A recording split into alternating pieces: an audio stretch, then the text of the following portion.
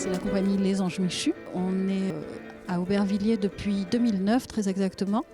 On est basé à la Villa Médicis depuis la création en fait de la villa, ce qui nous a permis petit à petit de travailler sur la ville, sur le territoire d'Aubervilliers.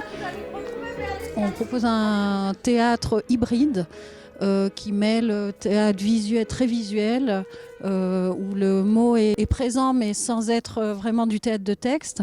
Donc c'est un théâtre gestuel, un théâtre qui peut se rapprocher du théâtre d'objet, qui peut se rapprocher aussi du théâtre burlesque. C'est un mélange de genres et ça reste des créations avant tout, créations théâtrales.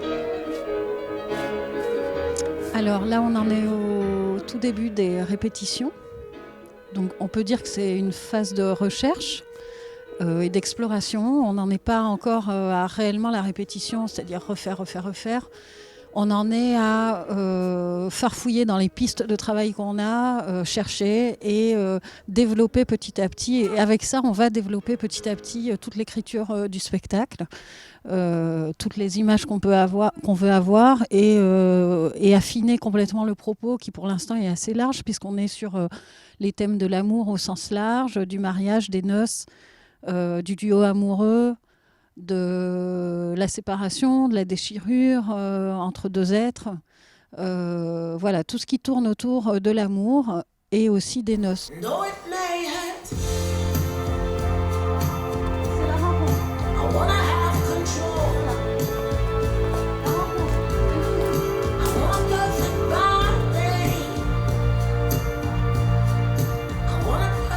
En effet, on est au sein de la programmation Pas de quartier. Là, aujourd'hui, normalement, c'était le jour où on aurait pu rencontrer le public. Donc nous, comme on en était au tout début du travail, on n'aurait évidemment pas fait un spectacle fini, mais c'était l'occasion de permettre au public et au travail de se rencontrer justement et de faire comprendre aussi, de faire découvrir ce que c'est que le processus de travail, puisque nous, on en est au tout début.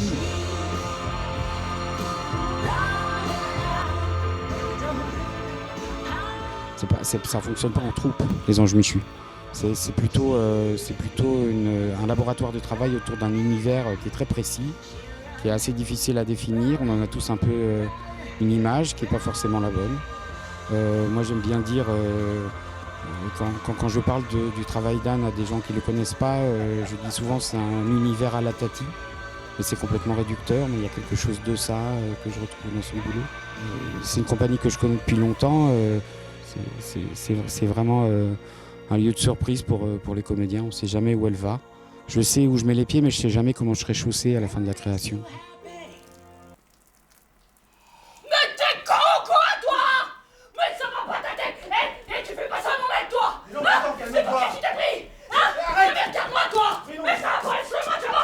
Tu touches pas mon mec, putain.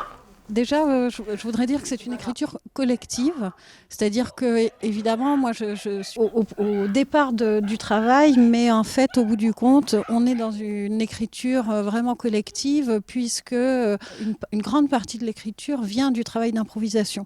Donc, à partir de ces improvisations, on va tirer quelques petites choses qui vont particulièrement nous intéresser et qui vont nous permettre d'écrire cette histoire. C'est une écriture non narrative, donc on est sur des histoires qui se succèdent, qui s'assemblent, des petites histoires qui vont créer une grande histoire, et jusqu'à ce qu'on ait un spectacle qui soit complètement écrit, qui soit précis et qui soit toujours le même.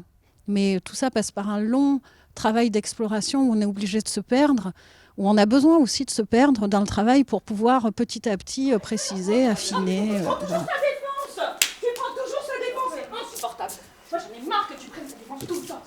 Parce que tu sais,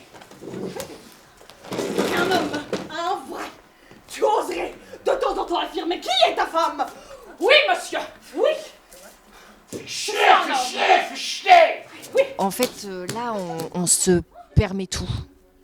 Voilà, il n'y a pas de... Donc c'est aussi, jouissif, en tout cas pour nous en tant que comédiens, de pouvoir, en plus, on travaille vraiment sur des thématiques, l'amour, la séparation, donc voilà, on n'a pas de limite, on reste quand même un maximum libre, quoi.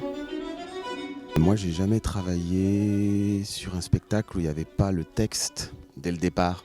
pour moi, c'est que c'est un peu inédit aussi. Benoît m'avait dit, bon, tu verras, peut-être tu vas être un peu perdu. Enfin, c'est pas ça exactement que tu m'as dit. Il faudra pas avoir peur d'être perdu.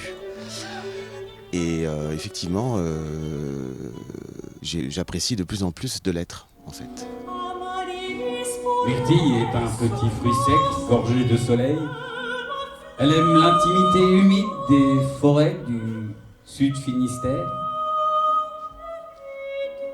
Crue ou en confiture, si vous voulez goûter Myrtille, appelez Radio du Cœur. Ah, c'est un plaisir 04 monstrueux. 02 ça fait un bien fou, c'est une liberté incroyable. C'est une liberté de créer, c'est une liberté de penser, c'est essentiel en fait pour nous, je pense, et pour tout le monde, parce que je pense que l'art est essentiel et que c'est important de le dire et que c'est important de le défendre, et encore plus en cette période où on nous enferme chacun chez soi.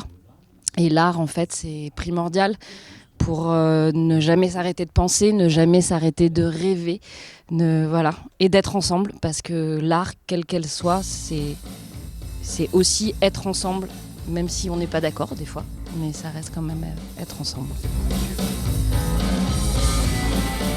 On a eu la chance, grâce à la ville, de pouvoir travailler régulièrement dans cette salle.